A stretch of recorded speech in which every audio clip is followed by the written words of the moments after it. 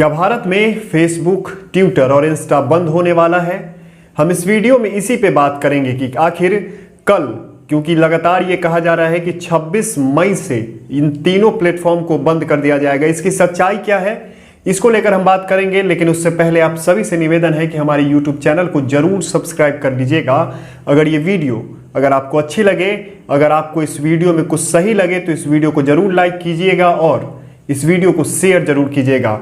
शुरुआत इससे कि क्या है पूरा मामला, क्यों ये बवाल मचा हुआ है। तो 25 फरवरी 2021 को भारत सरकार के इलेक्ट्रॉनिक्स मंत्रालय ने, आईटी मिनिस्ट्री जिसे हम कहते हैं, आईटी मिनिस्ट्री ने एक गाइडलाइंस जारी किया था कि 50 लाख या उससे अधिक के जो डाउनलोडर हैं या फिर उससे अधिक उपभोक्ता वाले जो भी सोशल मीडिया साइट्स हैं, ऐप्स हैं, उनको कुछ चीज़ें सार्वजनिक करनी होगी।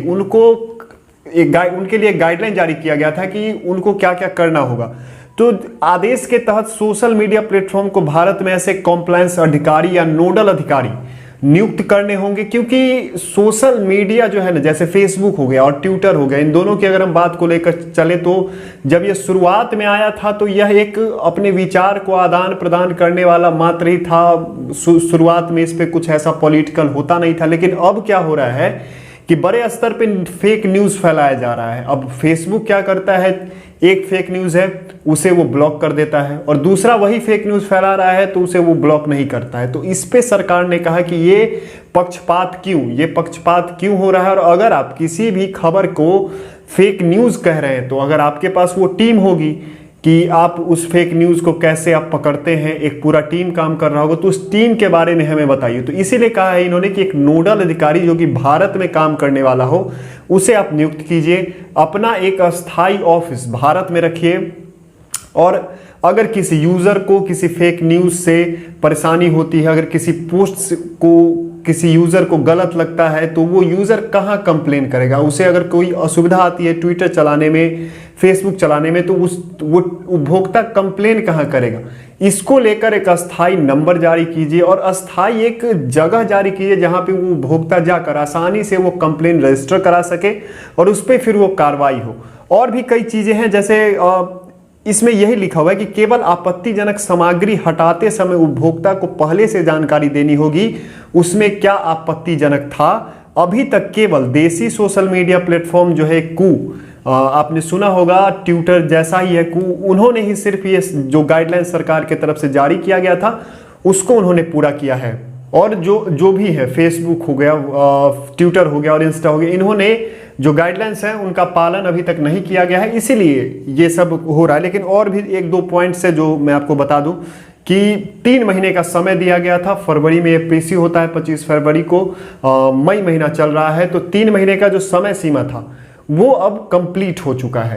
तो अब इस पे लगातार ट्विटर पे आप देख रहे होंगे ट्रेंड हो रहा है, फेसबुक पे अलग अलग पोस्ट देख रहे होंगे आप, व्हाट्सएप पे कई पोस्ट आपने स्टेटस देखा होगा, कई जगह से आपको आया होगा कि 26 मतलब 27 तारीख से यह तीनों प्लेटफॉर्म फुल्ली रूप से भारत में बंद हो जाएंगे।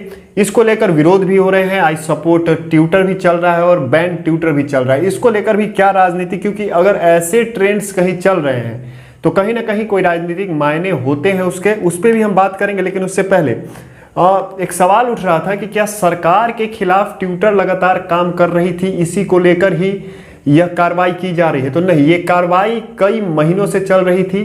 पिछले 3 महीनों से लगातार सरकार के द्वारा इस पर काम चल रहा था। सरकार 3 महीने पहले ही बता चुकी थी कि आपके पास 3 महीने का समय है, आप इस 3 महीने में हमें जानकारी दीजिए, हमने आपको जो जो चीज़ कहा है उस चीज़ को आप लागू कीजिए। लेकिन ऐसा नहीं हुआ है। तो सरकार के खिलाफ क्या कार्रवाई हो रही थी कि कई ऐसे ट्वीट्स किए जा रहे थे जिसपे हो रहा था कि ट्वीट्स किसी अन्य भाषा में है, अब उसका मीनिंग कुछ और निकल कर आ रहा है। जैसे एक इंसिडेंट हुआ कांग्रेस टूल किट वाला मामला, जब संबित पात्रा ने उसको ट्विटर पे रखा तो उसके नीचे मैनिपुलेटेड मीडिया करके लिख दिया गया। अब मैनिपुलेटेड मीडिया, जब तक ट्विटर के पास अपना फैक्ट चेकर नहीं होगा, जब तक उनके पास एक टीम नहीं होगी, तब तक उन्होंने किस आधार पे उस टूल किट को फर्जी का है। जबकि कांग्रेस ने जाकर केस किया उस पर, अब उस पर कार्रवाई कोर्ट करेगी, कार्रवाई सही मानेगी तो उस पर आगे केस बढ़ाएगी और सजा देगी, नहीं तो उस केस का रफा दफा कर देगी। लेकिन ट्विटर कौन होता है फैक्ट चेक करने वाला, और अगर वो उन्होंने फैक्ट चेक किया है तो आखिर किस माध्यम से, किस स्रोत से, उनके पास कौन से लोग थे जिन्होंने फैक्ट चेक करवाया है, इनकी जानकारी उन्होंने सरकार और दिल्ली जो पुलिस है, स्पेशल सेल है, उन्होंने जब छापा मारा था उनके ऑफिस पे, तो वही कारण था कि आपके पास क्या टीम है और किस टीम के द्वारा आप ये फैक्ट चेक करवाते हैं, कैसे आपने मैनिपुलेटेड मीडिया उसके नीचे लिखा, इसको आप बताएं। अब हम बात करेंगे क्या पक्ष है ट्विटर का और फेसबुक का, इन दोनों का क्या पक्ष है इस मामले में। तो फेसबुक ने कहा है कि हम गाइडलाइंस का स्वागत करते हैं, लेकिन हमें कुछ समय चाहिए जिससे हम जो कार्रवाई है, जो सभी जो गाइडलाइंस में दी गई रूल्स एंड रेगुलेशन है, उसको हम पूरा कर सके। लेकिन ट्विटर ने और 6 महीने मांगा है कि इस पूरे कार्रवाई को करते करते हमें 6 महीने लगेंगे। जब भारत सरकार ने इनसे पूछा, आईटी मिनिस्ट्री ने पूछा कि आप कब कर रहे हैं, तो उन्होंने कहा, ट्विटर ने कहा कि जो ट्विटर का हेड ऑफिस है अमेरिका में, जो हेड ऑफिस है, और फेसबुक का हेड ऑफिस है, वहां पे उन्होंने कहा जो वहां बैठे लोग हैं उनके तरफ से अभी भी कोई कार्रवाई नहीं की जा रही है, उनके तरफ से इन बातों पे अभी उतना काम नहीं किया गया है, इसलिए लेट हो रहा है। लेकिन अगले 6 महीने में ट्विटर ने 6 महीने मांगा है और फेसबुक ने कहा हम सम्मान करते हैं लेकिन हमें कुछ दिन चाहिए। अभी इस पे सरकार का कोई पक्ष नहीं आया है, इसलिए इस पे अधिक कहना उचित नहीं होगा। अब सवाल उठता है कि क्या ट्विटर और फेसबुक पे एजेंडा चलाया जा रहा है, क्या जो राइट विंगर हैं उनके खिलाफ एजेंडा चलाया जा रहा है, क्योंकि ये देखा जा रहा है। क्योंकि अगर आप कांग्रेस के टूल किट को मैनिपुलेटेड मीडिया कहते हैं, अगर वैसे ट्वीट्स होते हैं और उन्हें आप मैनिपुलेटेड मीडिया कहते हैं तो वो सही माना जाता है। लेकिन वही दूसरी तरफ जब किसान आंदोलन होता है और एमएसपी पे भ्रम फैलाया जाता है,